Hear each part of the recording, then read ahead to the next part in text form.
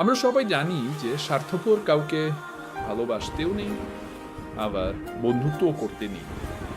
কিন্তু তা আমরা কিন্তু তারপরও আমরা জেনেও না বোঝার মতো করে বারবার স্বার্থপর মানুষগুলোর সাথেই বন্ধুত্ব এবং ভালোবাসায় জড়াই। সব সম্পর্কই বিশ্বাস আর ভালোবাসায় টিকে থাকে, কিন্তু কিছু মানুষ থাকে যারা শুধু নিজের সুবিধা বোঝে, নিজের সুখ দেখে, নিজের প্রয়োজনটাই আগে রাখে। তাদের জীবনে তুমি থাকো বা না থাকো, তাদের কিছু এসে যায় না।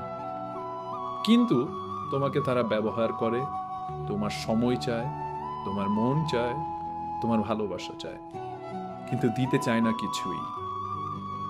স্বার্থপর মানুষের কাছে তুমি যতটা সৎ, যতটা নিঃস্বার্থ, তারা ততটা তোমাকে সহজভাবে তোমার অনুভূতি, তোমার কষ্ট, তোমার ভালোবাসা সব কিছুকেই তারা অবহেলা করে।